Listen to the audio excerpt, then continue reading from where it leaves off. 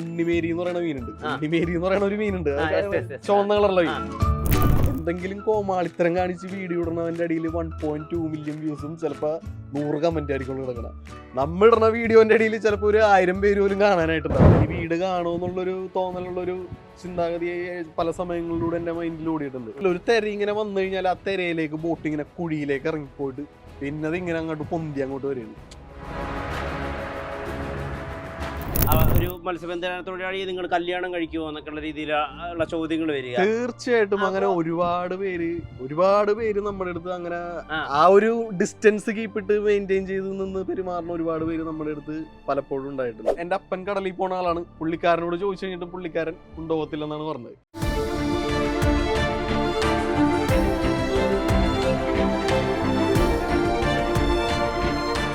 Own your pride.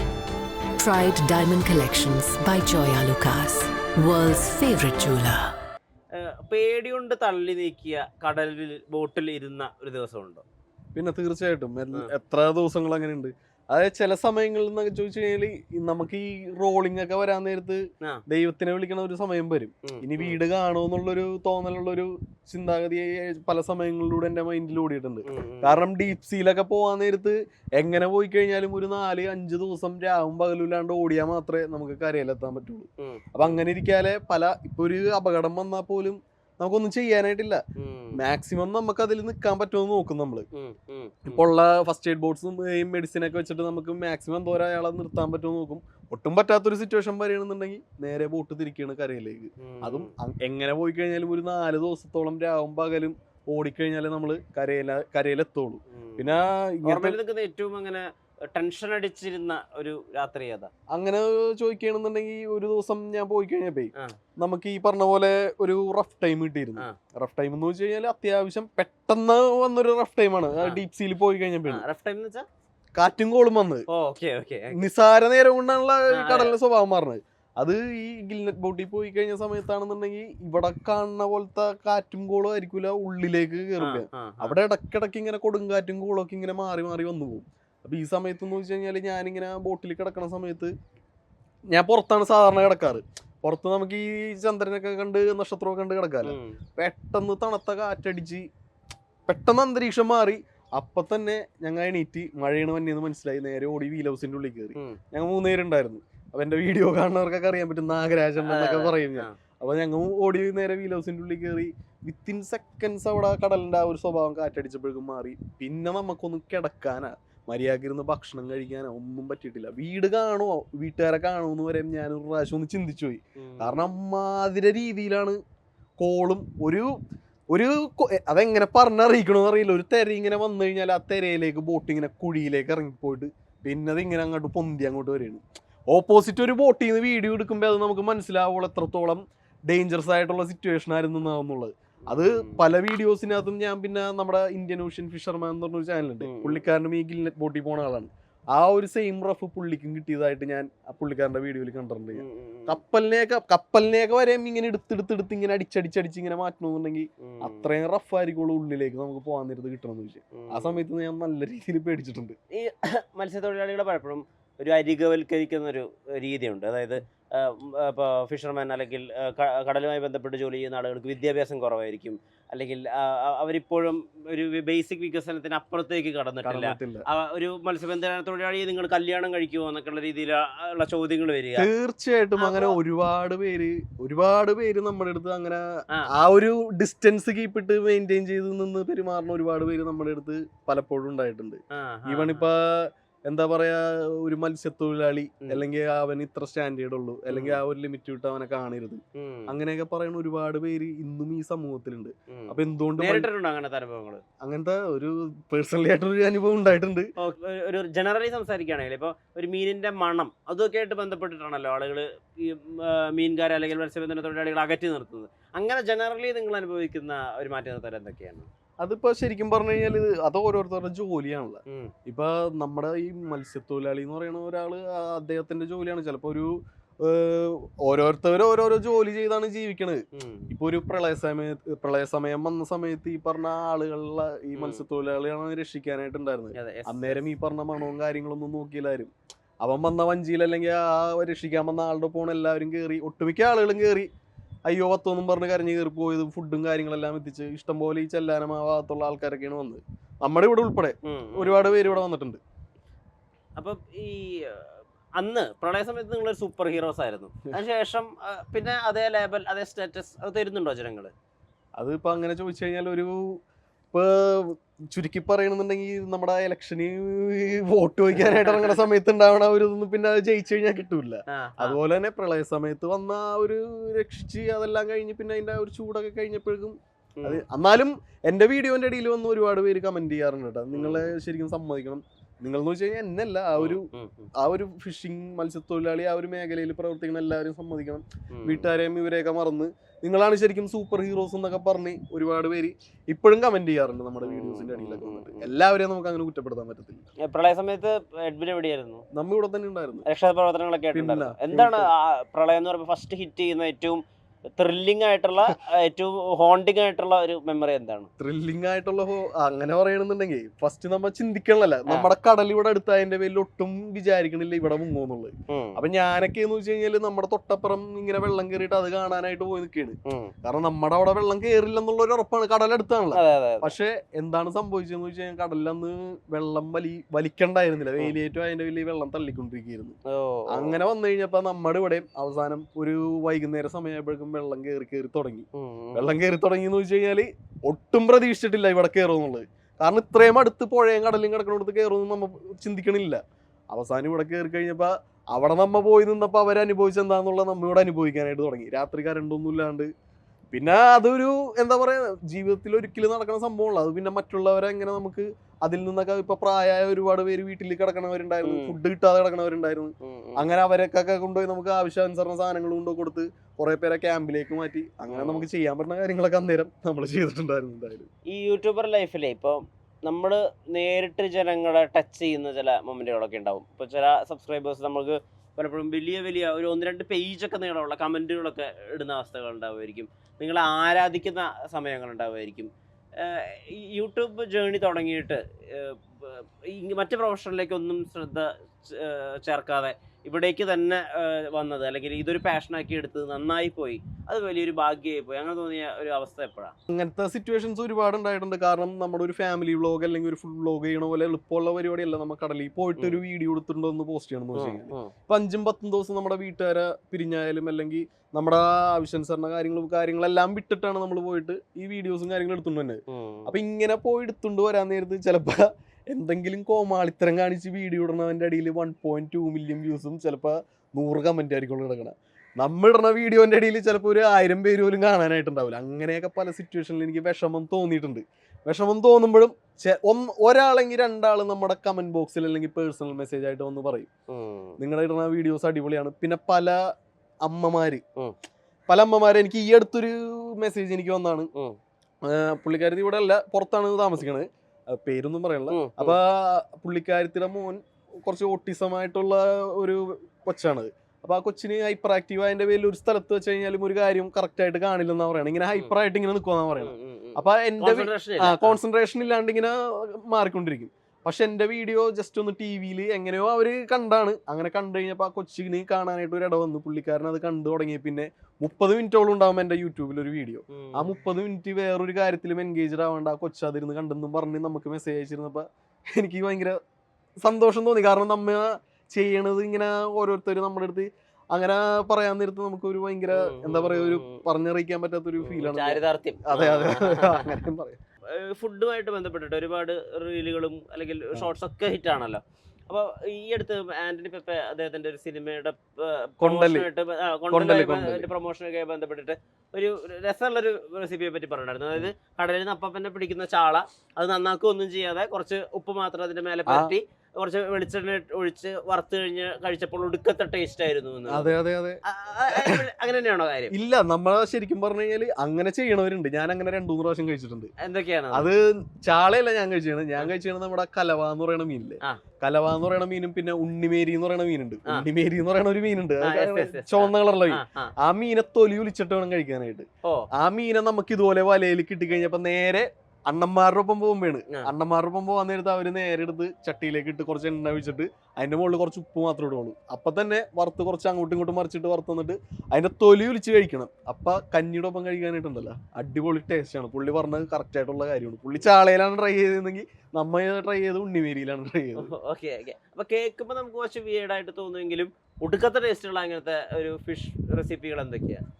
എനിക്ക് എന്റെ പേഴ്സണലായിട്ട് പറയണമെന്നുണ്ടെങ്കിൽ എനിക്ക് ഇഷ്ടപ്പെട്ട മീൻ എന്ന് വെച്ച് കഴിഞ്ഞാല് ആവോലി എന്ന് പറയുന്ന മീൻ നല്ല ടേസ്റ്റ് ഉള്ള മീനാണ്. അതുപോലെ പുഞ്ഞാര മീനൊക്കെ ബട്ടർ ഫിഷ് എന്ന് പറയും ഇംഗ്ലീഷിൽ, അത് നല്ല ടേസ്റ്റ് ഉള്ള മീനാണ്. പിന്നെ മാച്ചാൻ, ആവോലിയുടെ തന്നെ പോംഫ്രെറ്റ് ഫിഷിന്റെ തന്നെ ഒരു ഇതാണ് മാച്ചാൻ എന്ന് പറയുന്ന മീൻ. അതൊക്കെ എനിക്ക് ഫേവറേറ്റ് ആയിട്ടുള്ള കാര്യങ്ങളാണ്. ഈ യൂട്യൂബ് ജേർണി തുടങ്ങിയിട്ടേ ഇപ്പൊ ഏകദേശം 3 ലക്ഷത്തിനപ്പുറത്തേക്ക് സബ്സ്ക്രൈബേഴ്സിലേക്കൊക്കെ എത്തി. ഇൻസ്റ്റാഗ്രാമിലായാലും ശരി വലിയ റീച്ച് ഉണ്ടല്ലോ. ഇതിനൊക്കെ ഒരു തുടക്കം ഉണ്ടല്ലോ. ഇപ്പൊ ഒരു 9 to 5 ജോബ് ഉപേക്ഷിച്ച് ഇതിലേക്ക് ഇറങ്ങാമെന്ന് പറയുന്ന ഒരു അവസ്ഥ, അതെപ്പോഴായിരുന്നു? അത് സത്യം പറഞ്ഞു കഴിഞ്ഞാല് കടലിൽ പോകണമെന്നുള്ളത് ഭയങ്കര ആഗ്രഹമായിരുന്നു. പക്ഷെ നമുക്ക് നടന്നില്ല. കാരണം പല രീതിയിലും ഈ കടലിൽ പോവാനായിട്ട്, കടലിൽ കൊണ്ടുപോകാനായിട്ട് ആരും തയ്യാറാവൂല. നമ്മ പല ടൂർ പോണ പോലെ അല്ല കടലിലേക്ക് പോകുമ്പോന്ന് വെച്ച് കഴിഞ്ഞാല് നമ്മ പരിചയമില്ലാത്തവരെ കൊണ്ടുപോയി കഴിഞ്ഞാൽ പെട്ടെന്ന് ഛർദ്ദിച്ചു കഴിഞ്ഞാൽ പിന്നെ ആ പോയ ബോട്ട് 4 ലക്ഷം രൂപ മുടക്കി പോണ ബോട്ടാണെന്നുണ്ടെങ്കിൽ നമുക്ക് വേണ്ടി മാത്രം തിരിച്ചു വരേണ്ടി വരും. അപ്പൊ അതുകൊണ്ട് ആരും കൊണ്ടുപോയില്ല. പിന്നെ എൻ്റെ അപ്പൻ കടലിൽ പോണ ആളാണ്. പുള്ളിക്കാരനോട് ചോദിച്ചു കഴിഞ്ഞിട്ട് പുള്ളിക്കാരൻ കൊണ്ടുപോകത്തില്ലെന്നാണ് പറഞ്ഞത്. അങ്ങനെ എന്നിട്ട് അവസാനം ഞങ്ങൾ സ്വന്തമായിട്ട് ഷെയറിലൊരു ബോട്ട് എടുക്കുകയാണ്. അപ്പൊ ആ ബോട്ട് സൈഡിലുണ്ട്, സൈഡിൽ ഇങ്ങനെ പോണ്. ഞാൻ അന്നേരം ഇങ്ങനെ യൂട്യൂബിൽ അത്ര ആക്റ്റീവായിട്ട് നിൽക്കണില്ല. ഞാൻ അന്നേരം ടെൽക്കില് അങ്കമാലി ഒരു കമ്പനിയിൽ വർക്ക് ചെയ്യണ്. അതുപോലെ തന്നെ അത് കഴിഞ്ഞിട്ട് അവിടത്തെ കഴിഞ്ഞ് കഴിഞ്ഞപ്പോൾ ഞാൻ ഇവിടെ ഹോസ്പിറ്റലിലും വർക്ക് ചെയ്തുകൊണ്ടിരിക്കുന്ന സമയത്താണ് നമ്മുടെ ഈ ഒരു ബോട്ട് ഫീൽഡ്, ഞാനൊരു വീഡിയോ, ഒരു വലിയ ബോട്ടിൻ്റെ ഒരു വീഡിയോ ജസ്റ്റ് ഒന്ന് ഇറക്കിയത്, കേരളത്തിലെ വലിയ ബോട്ട് എന്നും പറഞ്ഞു. ആ വീഡിയോയിൽ വൈറലായി തുടങ്ങി. അതിനകത്ത് ആളുകൾ കമൻറ്റ് ചെയ്ത് ഇങ്ങനെ കടലിൽ പോയി ഇതിൻ്റെ ഉള്ളിലുള്ള കാര്യങ്ങൾ കാണിച്ചു തരുമെന്ന് ചോദിച്ചു കഴിഞ്ഞപ്പോഴാണ് പിന്നീട് നമ്മൾ നമ്മുടെ ബോട്ടിനകത്ത് കടലിൽ പോയി ഈ ഒരു വ്ളോഗും കാര്യങ്ങളെല്ലാം സ്റ്റാർട്ട് ചെയ്യാനായിട്ട് തുടങ്ങിയത്. ശരിക്കും പറഞ്ഞു അവിടെ നിന്നാണ് കടൽ മാക്രിയുടെ ഉത്ഭവം എന്ന് വെച്ച് കഴിഞ്ഞാല്. പക്ഷെ ഇതൊരു സ്ഥിരതയില്ലാത്ത ജോലിയാണല്ലോ. അതെ അതെ, ഇതൊക്കെ എപ്പോ നിർത്തുമെന്ന് നമുക്ക് ഒരിക്കലും പറയാൻ പറ്റത്തില്ല. പ്ലാറ്റ്ഫോം ചിലപ്പോ ഞങ്ങൾ പ്ലാറ്റ്ഫോം തരുന്നില്ലേ, പക്ഷെ എന്തിനാണ് പിന്നെ പേ ചെയ്യുന്നത് യൂട്യൂബ് തീരുമാനിച്ചാൽ നമ്മുടെ ജീവിതം തന്നെ അവസാനത്തായി പോകും. അപ്പൊ ഈ ഒരു 9 to 5 ജോബ് ഉപേക്ഷിക്കുന്നതിനുള്ള ഏറ്റവും വലിയ കോൺഫിഡൻസ് എന്തായിരുന്നു? കോൺഫിഡൻസ് എന്ന് വെച്ച് കഴിഞ്ഞാൽ നമുക്കിത് എന്നെങ്കിലും ഒരു ദിവസം ഈ ഒരു സിറ്റുവേഷനിൽ നമ്മൾ എത്തി നിൽക്കുന്നു. ഇപ്പോഴും വലിയതായിട്ട് നമ്മൾ എത്തിയിട്ടില്ലെങ്കിൽ പോലും ഇപ്പോഴും ഈ ഒരു സിറ്റുവേഷനിൽ എത്തി നിൽക്കുമ്പോൾ നമുക്ക് ഇതിന്റെ പുറകിൽ ഒരുപാട്, ഇപ്പൊ ഞാനാണെങ്കിൽ പോലും എനിക്ക് ചെറിയ രീതിയിലുള്ള ബിസിനസ്സും കാര്യങ്ങളുണ്ട്. ഇപ്പൊ ഇത് നിന്നാൽ പോലും നമുക്ക് പിടിച്ചു നിൽക്കാൻ പറ്റും എന്നുള്ള ഒരു വിശ്വാസമുണ്ട്. ഒന്നും പറ്റിയില്ല എന്നുണ്ടെങ്കിൽ നമ്മൾ നേരെ കടലിലേക്ക് കടൽപ്പണിയായിട്ട് അങ്ങോട്ട് മുന്നോട്ട് പോകും, അത്രേ ഉള്ളൂ. ആരോഗ്യം ഉണ്ടല്ലോ, നമുക്ക് പണിയെടുത്ത് ജീവിക്കാല, നേരെ കടലിലേക്ക് ഇറങ്ങും. ഏറ്റവും അധികം റിലേറ്റബിൾ ആയിട്ട് തോന്നിയ, ഏറ്റവും അധികം മനസ്സിനോട് ചേർന്ന് നിൽക്കുന്ന ഒരു കടൽ സിനിമ ഏതാണ്? അമരമുണ്ട്, ചാന്തുപൊട്ടുണ്ട്, അങ്ങനെ തോന്നിയതില്ല. ഞങ്ങളുടെ ലൈഫ് ഏറ്റവും നന്നായി ഡെപ്പിക്ട് ചെയ്തിട്ടുണ്ട്. ഇപ്പൊ പൊന്മാൻ ഒരു കടലല്ല, അവിടെ കായലാണ്. അങ്ങനെയുണ്ട്. ഏറ്റവും അധികം അമരം എനിക്ക് ഇഷ്ടമാണ്. അമരമാണ് ഏറ്റവും അധികം. അമരം എനിക്ക് ഇഷ്ടമാണ് കടൽപരമായിട്ട് ബന്ധപ്പെട്ടിരിക്കണേല്. പിന്നെ തമിഴ് സിനിമ ഞാൻ കൂടുതലും തമിഴന്മാരുടെ ഒപ്പമുള്ള കടലിൽ പോകുന്നത്. കൂടുതലും ഞാൻ പോകുന്നത് തമിഴന്മാരുടെ ഒപ്പമാണ്. അപ്പൊ അവരുടെ കൂടുതൽ സിനിമകളാണ് ഞാൻ കാണാറുള്ളത്. തമിഴ് സിനിമയില് മരിയൻ എന്ന് പറയുന്ന ധനുഷിന്റെ പടം, അങ്ങനത്തെ പടങ്ങളൊക്കെ എനിക്ക് ഭയങ്കര ഇഷ്ടമാണ്. എനിക്ക് കടലുമായി ബന്ധപ്പെട്ട് നിങ്ങൾ പലപ്പോഴും കടലിൽ പോകുമ്പോൾ ഈ വീട്ടിലിരിക്കുന്നവർ, ഫാമിലി, അവരനുഭവിക്കുന്ന ഒരു ടെൻഷൻ ഉണ്ടല്ലോ. ഇപ്പൊ ഫോറിനേഴ്സ് ആയിട്ടുള്ള ആളുകൾ നിങ്ങളെ മറ്റ് ചില രീതിയിൽ കണ്ടുകൊണ്ട് വെടിയുതിർക്കുന്നു. ചില ആളുകൾ കടലിൽ പോയിട്ട് തിരിച്ചു വരുന്നില്ല. ചിലപ്പോൾ കടൽ ക്ഷോഭിച്ചു എന്ന് നിങ്ങൾ പുറപ്പെട്ടതിന് ശേഷം മാത്രമായിരിക്കും ഒരു മെസ്സേജ് വരിക, കടലിൽ ട്രോളിംഗ് നിർത്തി. ചില മത്സ്യത്തൊഴിലാളികൾ പെട്ടുപോയി, അവരെ പറ്റി ഒരു വിവരവുമില്ല എന്നുള്ള വാർത്തകൾ വരുന്നു. ഈ വീട്ടിലുള്ളവരുടെ ഒരു മെന്റൽ ഹെൽത്ത് അത് എത്രമാത്രം ബാധിക്കും ഈ ജോലിക്ക് പോയി? അത് ശരിക്കും പറഞ്ഞു കഴിഞ്ഞാൽ ഞാൻ 30 ദിവസത്തെ കടലിൽ പോയി കഴിഞ്ഞപ്പോ ഉണ്ടല്ലോ, എന്റെ വീട്ടിൽ പറയണ്ടാണ് ഞാൻ പോയത്. എന്റെ വീട്ടുകാർക്ക് അറിയില്ല പോണ കാര്യം.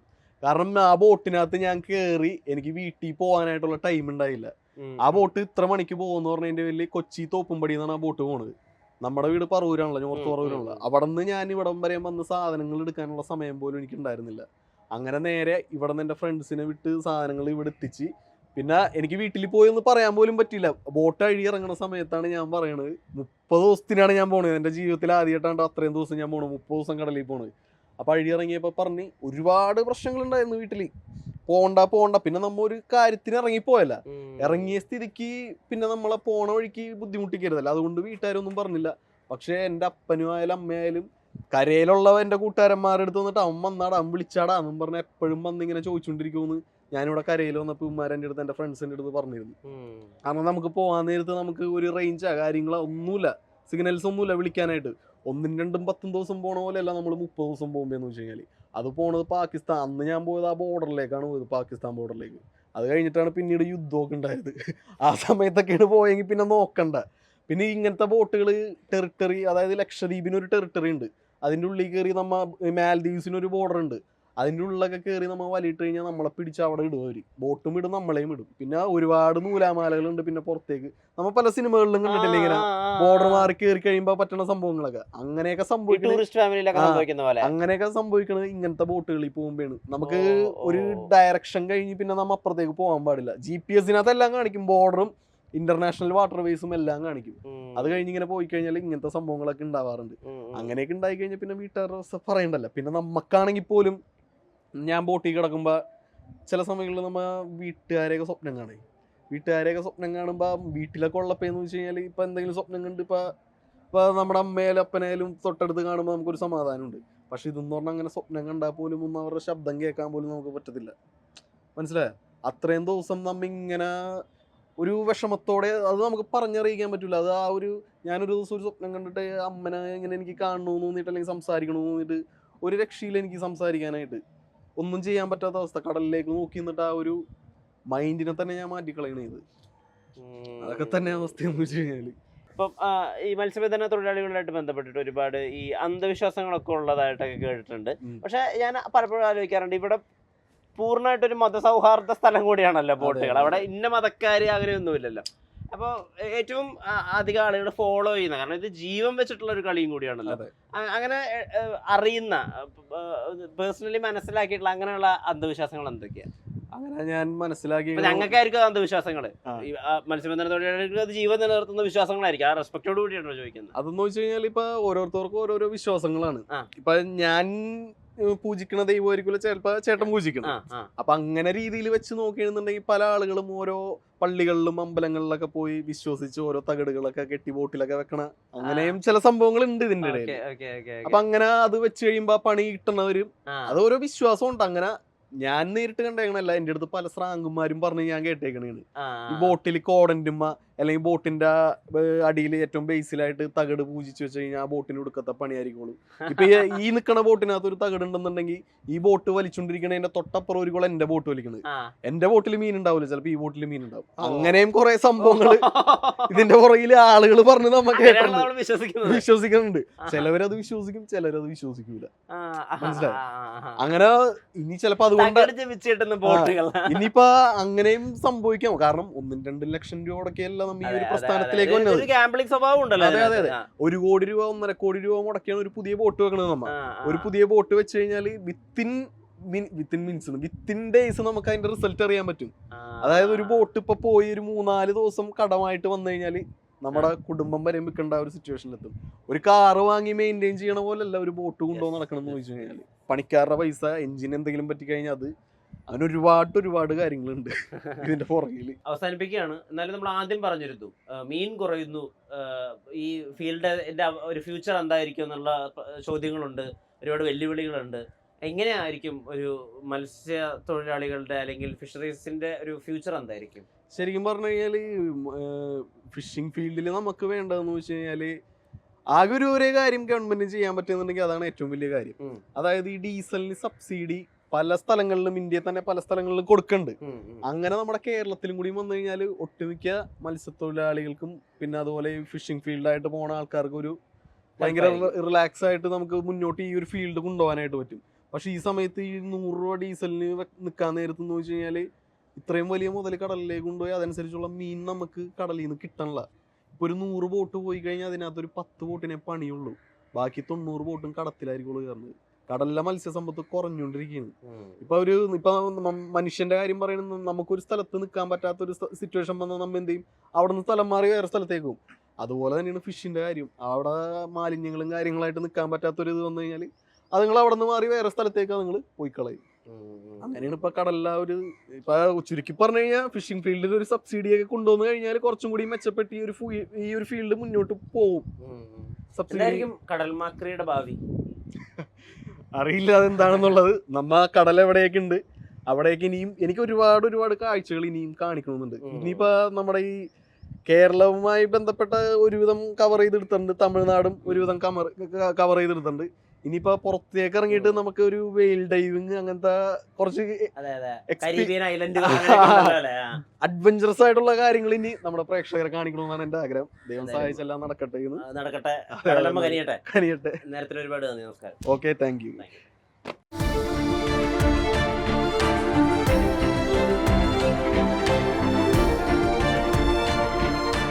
Own your pride. Pride Diamond Collections by Joya Lucas, world's favorite jeweler.